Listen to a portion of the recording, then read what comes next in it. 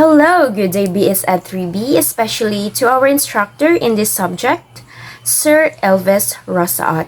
I am Joanna Rose M. Ramos from the Group 3, and our action research title, named Developing Text Analysis Skills in Grade 11 Philippine Literature, a qualitative action research on visual mapping and figurative language. My other two members, namely Kathleen Piadubas, will be the one who will share the chapter 1, and then in chapter 2 will be Miss Generose Kamay.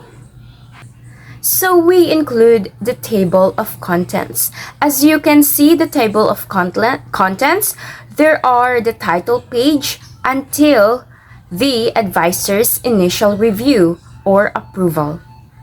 So I put an abstract, even though this is not required in the action research video, but for you to know what is our action research all about. So kindly please read this abstract, everyone, for you to have an understanding about our research. Thank you. Good day, everyone. I am Kathleen Piadubas and I'm going to present the Chapter 1, which includes the introduction, background of the study, rationale, context of the study, statement of the problem, scope and delimitation, and significance of the study. Each of this part explains what the problem is, why it matters, and how we plan to address it. Let me start with Chapter 1 Introduction. Literature is essential in fostering critical thinking and cultural identity in the Philippine basic education system. At the grade 11 level, students are expected to decode figurative language and understand deeper thematic meanings in text. However, many students show weak and analytical skills which results in superficial understanding of text and difficulty with symbolism, irony, and metaphor. This challenge comes from the abstract nature of literary interpretation. To address this, the study introduces visual mapping, which includes concept maps, story webs, and graphic organizers. These tools make thinking visible and help students organize and analyze ideas. For the background of the study, Philippine literature connects students to their cultural heritage and identity, and the curriculum requires deep engagement, not just reading. However, students struggle to see the relevance of literature, and many cannot understand text without direct explanation. The key issues include difficulty in interpreting metaphor, irony, and personification. Students also show dependence on Google, Facebook, and YouTube. As a result, there is a lack of ability to digest text independently. To address this problem, the study proposes the use of visual mapping to organize ideas, improve participation, and enhance text analysis skills. For the rationale, there is a gap between curriculum expectations, students' analytical ability, and observed learning level. Students remain at remembering and understanding, and they struggle with analyzing and evaluating. The main problem is that students rely on quick online definitions, and this limits deep comprehension, interpretation of figurative language. The purpose of the study is to introduce visual mapping and scaffolding to help students move to higher order thinking and make abstract ideas concrete. For the research context, this study was conducted at Medellin National High School, involving grade 11 new students. The learners are considered digital natives, skilled in internet use, and prefer quick information. However, they struggle with deep reading and figurative language interpretation. The intervention used is visual mapping as instructional scaffoldings, which aims to improve engagement, comprehension, and connection to literature. Statement of the problem. The general question is, How does visual mapping bridge the gap between literal decoding and deep literary analysis? Specifically, the study answers the following questions. How does reliance on online definitions affect deep analysis and slow reading? What difficulties do students encounter in interpreting figurative language? How do visual mapping tools help students organize ideas? How does scaffolding affect engagement and learning? How does visual mapping improve depth of interpretation?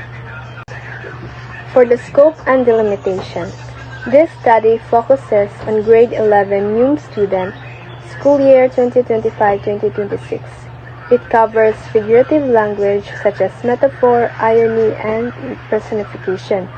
The tools used include concept maps, story webs, graphic organizers, and data were collected through classroom observation, reflective journals, and worksheets. The study does not include grammar and creative writing, and the results are context-specific and not generalizable. For the significance of the study, this study is beneficial to several groups. Students as they improve text analysis skills, understanding of figurative language, and deeper comprehension instead of relying on online definitions. Next is the teachers as they gain effective strategies and structured scaffolding methods. Next is school administrators who can improve curriculum and enhance student engagement. Next, researchers as they develop research skills and instructional materials. And lastly, the future researchers as this study serves as a reference, a basis for similar research on visual mapping. Good day everyone, so this is General Skamay, and for continuing with Chapter 2, we begin with the review of related literature. So, this section is vital as it establishes the foundation of our study, examining the previous research in this field. The literature reveals several key insights. So first, Philippine literature's role. Studies by Caliboso et al. And Istacchio et al. 2005 emphasize that Philippine literature is a valuable tool for connecting theory to real-life issues like fostering social responsiveness and supporting of decolonized curriculum. PP2 2025 adds that when literature is contextualized and engaging, student interest significantly increases. Challenges in literary analysis. A consistent challenge identified is that the learners often struggle to progress from basic comprehension, which LOTS, so the lower order thinking skills, to the higher order thinking skills, which is HATS, like analysis evaluation, as noted by Magulod 2019. Furthermore, Shituva 2011 points out that interpreting figurative language presents a cognitive hurdle that requires more than just literal understanding, and T 2020 also observed that some students rely heavily on paraphrasing rather than comprehension. The power of visual and mapping strategies. Encouragingly, the research highlights the potential of visual and mapping techniques. And the story mapping and mental imagery. Tahikasari et al. And Ini 2023 found that the story mapping improves comprehension by helping students organize literary elements. And the Winch et al. 2011 noted that skilled readers naturally use mental imagery for better understanding and retention. Hibbing, Ranking, Erickson 2023 demonstrated that guided visualization can significantly help struggling readers. Semantic and Concept Mapping. Sabila et al. 2025 and Al-Hobori and Hasim 2022 showed that semantic mapping enhances conceptual understanding and information retention by connecting vocabulary, prior knowledge, and ideas, especially beneficial for EFL learners. Next, we proceed to synthesis. So, synthesizing this finding, we've identified the core elements for our study. So, first is educational gap. There's a clear gap where students struggle with deeper literary analysis despite their digital literacy. Next is importance of Philippine literature. It's crucial for cultural identity and critical awareness. Next is challenge. The primary challenge is interpreting figurative language and shifting students from lower order thinking skills to higher order thinking skills. Next is proposed solution.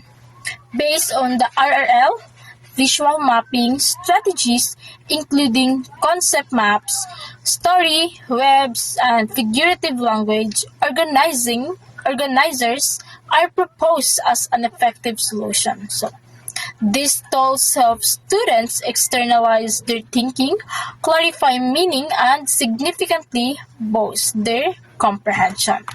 Now we are here on the conceptual framework. So, this conceptual framework visually outlines our studies design. It illustrates the hypothesized relationship between the key variables in the context of grade 11 Philippine literature text analysis. So, first, the independent variable, which IV, is a visual mapping strategies. This includes tools like concept maps, story webs, graphic organizers, and figurative language organizers. Next is the strategies are expected to influence the meditating variable, which is cognitive engagement. We anticipate this engagement will involve a transition from lower order thinking skills to higher order thinking skills, promote slower analytical reading, and encourage the externalization of mental processes. Ultimately, this enhanced cognitive engagement is predicted to lead to improvement in the dependent variable, which is DV. Student literary analysis skills. This encompasses their abilities. Lastly, in this study on grade 11 Philippine literature, the definition of terms explain the words used. Operational terms include text analysis, which means deciphering figurative language and deeper themes in literature.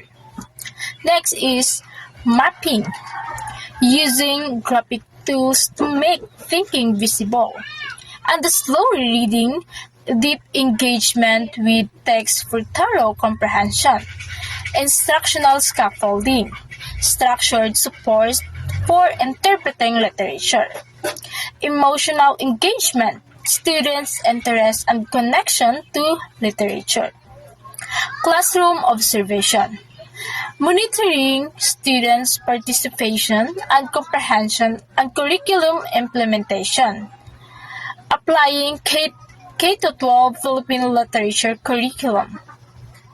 Technical terms are qualitative action research, because solving teaching problem to improve practice, figurative language, literary devices like metaphors, irony for abstract ideas. K-12, the Philippine education, the academic strand for senior high school student. Digital natives teach savvy, students needing deeper literary skills, thematic implications, uncovering deeper meanings in literary text and literary interpretation. explaining a literary work's significance. Hello, everyone, especially to those classmates who will view this action research video. So, my topic or my assigned part is the last chapter, which is the methodology. So, in this section, it provides it provides the research design, the research participants, the research instruments, the data gathering procedure, and the data analysis, as well as the ethical considerations. So let's now move to our research design. So here is our research design. So our research design study adopts a qualitative action research design.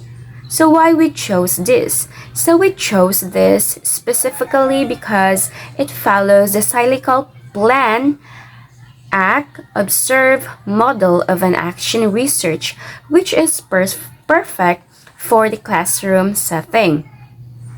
And then the methodological justification. So we opted for a qualitative approach because we wanted to go beyond just numbers. So as a researcher, we needed to explore the why and how, specifically the internal learning processes of the students and perceptions of students from Medellin National High School that numerical data simply cannot capture. Second is our intervention strategy. As you can see, as you can read, our intervention here, our core intervention here is our visual mapping. So think of it, our visual mapping is our visual bridge that helps the students takes abstract, metaphorical language and transform it into something tangible. By that, this allows them to externalize their thoughts and organize complex literary elements systematically. So let's now go to our research participants. So our research participants, of course, the Medellin National High School grade 11 students, UMS grade 11 students. So let's now moving on to the people involved in this study. So our target population is, this study focuses on just 20 participants selected from the grade 11 strands at the School of Medellin National High School. And we use the sampling logic. So we use a sampling logic of purposive sampling. Why is it? Because this means we didn't choose students at random. Instead, we specifically reach out to those who were demonstrating significant difficulty with complex text and figurative devices. Third is our sample size rationale. So why 20 students? So maybe you question why 20 students out of there are many students in Medellin National High School, right? Because this number ensures a manageable environment where we, as researchers, can provide intensive instructional scaffolding and the personalized guidance these students needs to improve. So let's now jump into our research instrument. Here is our research instrument. So to gather our data, we utilize two primary instruments that were validated through our academic supervision. First is our qualitative questionnaire. Of course, our questionnaire is qualitative because our research design is qualitative action research, right? So we have our 4-part tool in this questionnaires. By it, the students can explore the existing strategies, their specific struggles with things like irony and metaphors, and finally, how they felt the intervention impacted them. Second, we have our classroom-based task.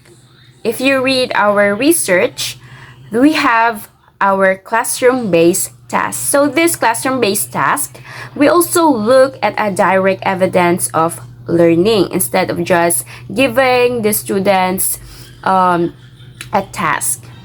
Okay, so right now we are a student learning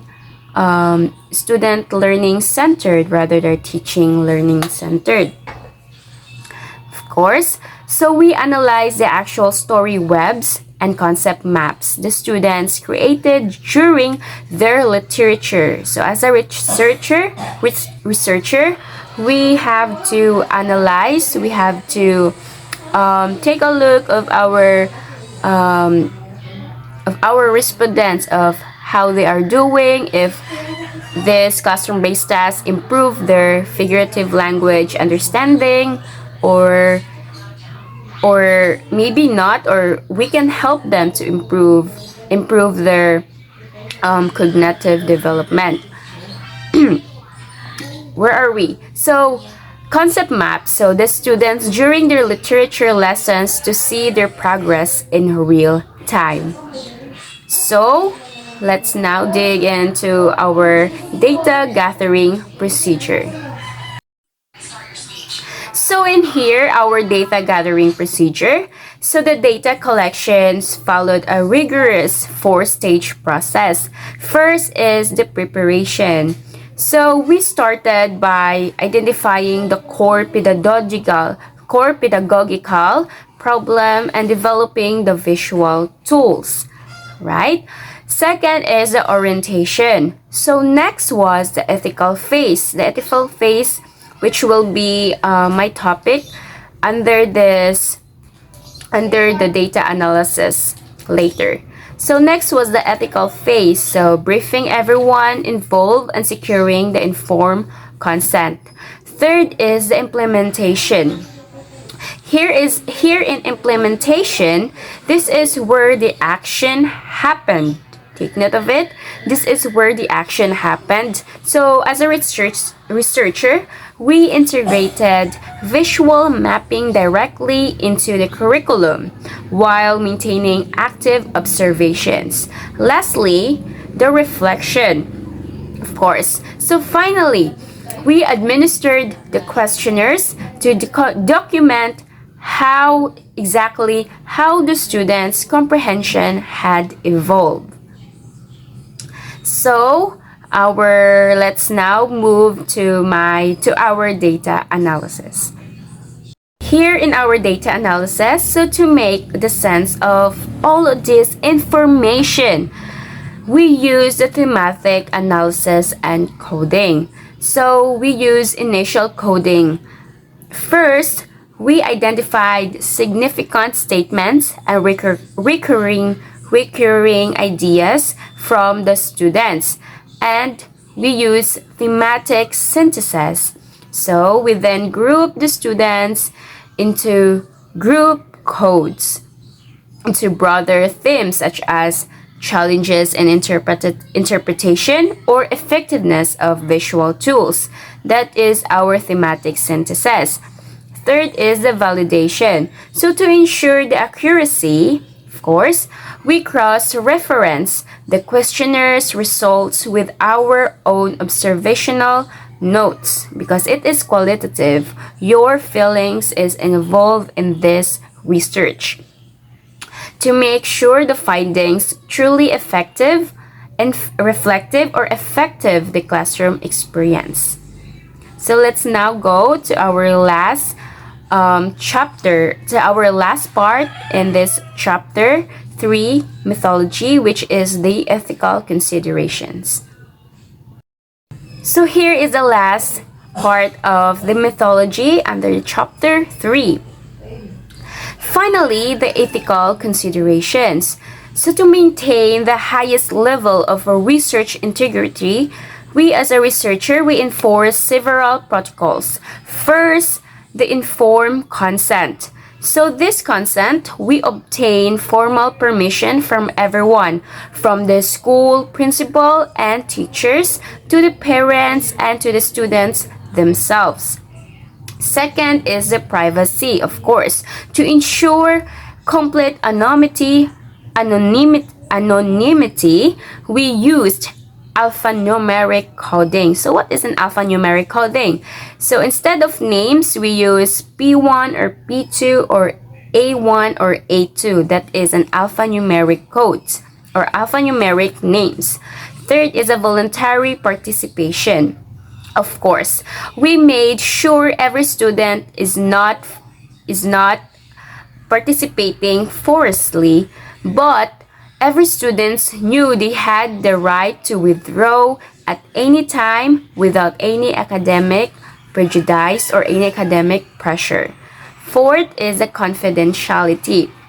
So, in this confidentiality, all data that we've gathered as a researcher in this action research are being used strictly for the purposes of this academic research. So that would be all, guys, under my topic, my assigned topic, Chapter 3, Mythology. So we include in our presentation our Gantt chart of activities. So this is a requirements of our action research study. So in this Gantt chart timeline of activities, we include our title page until the advisor's initial review or approval. Next is our references. So here is our references. And then below of these references, we have our appendices. So we have 4 appendices, Appendix A, B, C, and D.